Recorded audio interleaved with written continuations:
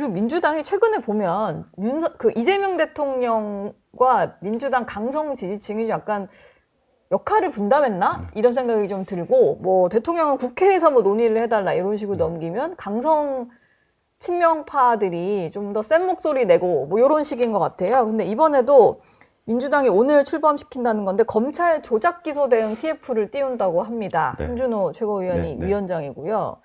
여기서 지금 대북 송금 의혹 사건 등을 포함해서 기소가 좀 불법했다는 걸 살피겠다는 거잖아요. 이게 다 대통령을 나중에 좀 보호하기 위한 수단으로 좀 비치는데 그렇게 봐야 되겠죠? 뭐 의지는 알겠어요. 뜻은 알겠는데 이게 과연 대통령을 도와주는 거냐. 이게 말부터 검찰의 조작 기소라고 하는데요. 숱한 시간 동안 이 얘기를 했어요. 예. 검찰의 조작 기소에서 뭐 어떻게 돼서 재판에 넘어가서 이거는 너무한 거고 이런 얘기를 지금 몇 년째 듣고 있는 거 아니에요. 근데 네. 그러면 예를 들어 이화영 전 부지사가 뭐 7년 8개월 이제 형을 받았는데 그게 그럼 검찰이 내린 거냔 말이에요. 대법원 확정 판결이 그렇죠. 난 거잖아요. 법원이 한 거잖아요. 법원이. 그럼 조작 기소라고 했을 경우 예를 들어서 그럼 법원이 그 조작된 그 공소장을 보고서 죄를 내렸다는 거 아니에요. 그럼 법원이 뭐가 됩니까? 일방적인 주장이라는 거죠. 기소 단계에서 얘기하면 모르겠으나 네. 확정 판결이 났는데 그걸 가지고 얘기한다는 것은 결국은 이화영 전 부지사를 위해서가 아니라 여기에 연루되어 있는 이재명 대통령에 대해서 뭔가 하겠다는 의지 표시인데 이재명 대통령이 과연 지금 이 상황에서 지지율도 높게 나오는데 이 얘기를 괜히 해서 당해서 막 이런 식으로 시끄럽게 하는 것을 원할까? 이재명 대통령이 뭐 이렇게 좀 잘 나는 좀 온거란 걸 하고 당에서 좀 센 걸 해주세요. 이렇게 했다고도 안 보여져요. 그래서 저는 이재명 대통령이 민주당 소위 강경파들하고 이제 대통령도 됐으니까 더 이상 뭐 선거나갈 일도 없고 네. 선을 긋고 선고한 대통령으로 남아서 국민적인 지지에 따라서 뭔가 본인이 갖고 있는 리스크를 해소할 생각을 하고 계시다고 저는 생각을 하는데 민주당 강경파들은 바뀐 게 없죠.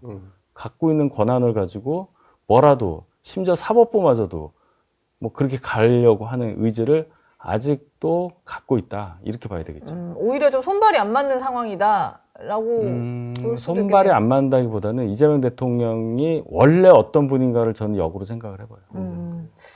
이게 근데 이화영 전 부지사가 계속 옥중 서신도 내고 본인 사면운동 관련된 뭐 링크도 올리고 이러잖아요. 네.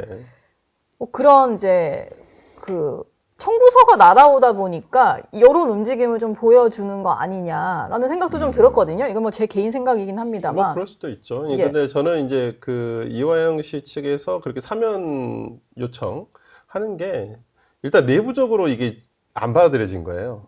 네, 제가 봤을 때는 예. 이 누가 사면을 이렇게 대놓고 합니까? 네. 그렇게 하는 경우는 드물잖아요. 조국 전 대표도 본인이 직접 얘기하진 않아요. 그렇게 페이스북 많이 하시는데. 조국 혁신당에서. 저기 혁신당에서 예, 해주잖아요. 오찬 때 김선민 가서 대표가 얘기하고. 그냥 넌지시, 우리 조국 대표도 여기 있었으면 얼마나 좋았을까요? 이런 얘기 하시잖아요. 그냥 네. 본인이 얘기하진 않아요. 근데 본인이 얘기한다는 건 그만큼 이게 내부적으로 물론 의사타진 해봤을 거예요. 안 된다고 얘기가 나왔을 거예요. 그러니까 이걸 대놓고 하는 건데 제가 봤을 때는 꼬리 자르기에 당할 수가 있습니다. 정말 이화영 씨가 잘못하면 네. 저는 이거 그냥 달래기용이라고 보여요. TF 발족하는 게 우리가 이렇게 해주니까 좀 기다려봐. 근데 너무 여기서 보채지 말고. 네, 좀 보채지 말고 네. 좀 기다려봐. 일단 우리가 좀 조사 좀 해보고 좀 알아보고 하자. 좀 더 있어봐 거기에 이거죠. 제가 그건 생각 못했는데. 더 있다가는 뭔가 폭로를 할 수도 있지 않나요? 폭로해봐야 이제 이재명 대통령한테 아무 영향이 없어요. 그래요. 이미 한번 뒤집혔다가 다시 이렇게 바뀐 진술이기 때문에 예. 자기가 뒤집었지만 이게 인정이 안 됐잖아요. 대법원에서 네. 결과적으로는. 그래서 이재명 대통령으로서는 나는 모르는 일인데 너가 한 거야. 그럼 이제는 뭐 정말 사법적으로, 그러니까 법적으로도 그냥 이화영 씨 혼자 한 경기도 부지사가 뭐 자기를 위해서 자기의 어떤 뭐 쌍방과의 관계라든지 이런 걸 위해서 쌍방으로부터 뇌물 받은 게 있잖아요. 그게 더 커요. 솔직히 원래 지금 7년 8개월 받은 거에서는 뇌물 3억이 더 큽니다. 예, 뭐 대북 송금은 그냥 외환관리법 위반하고 뭐 그런 걸로 몇 가지만 붙은 거지. 네. 실제로는 제3자 뇌물죄가 훨씬 더 크거든요. 근데 그건 재판이 이제는 뭐 이재명 대통령은 빠졌으니까 저는 뭐 그 재판은 뭐 어떻게 진행은 되겠지만 네. 그래서 저는 오히려 그냥 이대로 쭉 가면 이재명 대통령한테 뭐 협박을 한다면 저부터 협박이 안 돼요. 전혀. 전혀 안 먹히는 상황이고. 전혀. 뭐 이게 뭐 어떻게 흐를지는 모르겠네요. 일단 민주당에서는 뭔가 이제 움직임들은 계속 진행이 되고 있다. 뭐 검찰 개혁도 그렇고 오늘 뭐 TF까지 출범시키겠다라고 하는 상황이고, 그리고 이게 주진우 의원 정도가 문제 제기를 했는데 이것도 좀 지나가는 것 같습니다만, 정성호 법무부 장관 후보자가 본인의 어떤 대학 그 동문회에 가가지고 대통령의 공소 취소 얘기를 했는데, 이게 그냥 뭐 대통령과의 친분이 깊은 오래된 인연이 있는 중진 의원으로서가 아니라 앞으로 법무부 장관이 될 수 있는 분이잖아요. 그래서 이거는 되게 부적절했다라는 지적이 좀 나왔어요. 좀 어떻게 들으셨나요? 그렇죠. 그 자리가 이제 어떤 자리냐, 뭐 대학 동문들한테 갔다면 또 법조인들이 만났을 텐데 아마 어떤 질문이 나왔을 거고 궁금해할 거 아니에요. 정말 그렇게 할 거냐. 네. 그러니까 아마 개인적 생각을 얘기했다고도 볼 수도 있겠지만, 정성호 의원이 어떤 분이냐를 지금 이 순간에 생각을 해보면 결국 보도되는 경위까지 생각해보면 굉장히 부적절한 거죠. 내심에 그게 있을 수가 있다, 이렇게 생각해보면. 저희는 사실 법무부 장관의 다른 분이 됐다면 뭐 윤호중 의원이라든지 이러면 야, 이거 정말 저희 당에 대해서 위헌정당 심판 제소하려고 하는 사인이다, 뭐 이렇게까지 생각을 했는데, 정성호 의원이 지명돼서 좀 합리적이다, 뭐 이런 평으로 넘어갔어요. 네. 근데 밖에서 이제 그런 말씀을 하셨다면 정성호 의원은 그런 생각을 하실 거다. 근데 그는 좀 짐작이 됐던 것도 있어요. 이분이 지명되기 전에도, 장관 지명되기 전에도 법을 빨리 바꿔야 된다는 말씀을 계속 하셨거든요. 이재명 대표 사법리스 관련해서 공직선거법이라든지 네. 형사법 바꿔야 된다.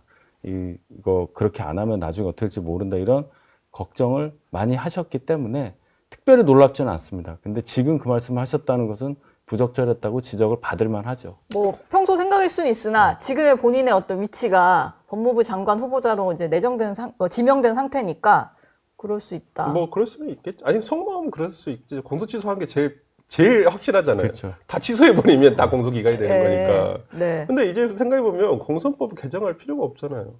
어차피 뭐 이재명 대통령이 또 선거 나오실 것도 아니고 피선거권이 상실되든 어쨌든 간에. 근데 이제 민주당이 돈을 토해내야 되니까. 그 문제. 글쎄요. 이제 항상 들어가면 뭐 100만 원 이하로 떨어지지 않을까요? 유죄가 된다 손 치더라도. 예. 그 방법이 있군요. 일단 방법이 뭐 많아요. 지금 이제 대통령 지지율이 높다 보니까 뭐 이런 것들도 다 그냥 말로 나오다가 좀 후루룩 지나가고 뭐 이런 게 좀 있는 것 이제 같고. 정권 말에 다시 한번 봐야 되겠죠. 그러니까 저희도 이제 이런 반성을 해보면, 저도 마찬가지인데요. 저희가 이 선거를 통해서 이길 생각을 해야지. 맞아요. 왜 재판이나 이런 사법 절차로 이길 생각을 했었느냐. 뭐 구속, 그때 체포동의안 막 하면서 거기에 온 전력을 쏟았다가 결국 구속 안 돼서 다시 나와서 다시 살렸죠. 뭐 이런 거 네. 있었잖아요. 예. 그다음에 대법원까지 갔다가 파기환송 뭐 그런 것을 파기, 자판 이런 얘기까지 우리가 처음 듣고 하는 그 과정을 볼 때 결국 선거다. 네. 국민의 판단이 중요한 건데 다른 걸 가지고 뭔가 바뀌기를 바랬던 것이 가장 큰 패착이 아니었을까, 이런 뒤늦은 반성을 해봅니다. 저희 영상 많이 시청해 주시고요. 좋아요, 구독, 댓글, 알림 설정 꼭 부탁드리겠습니다.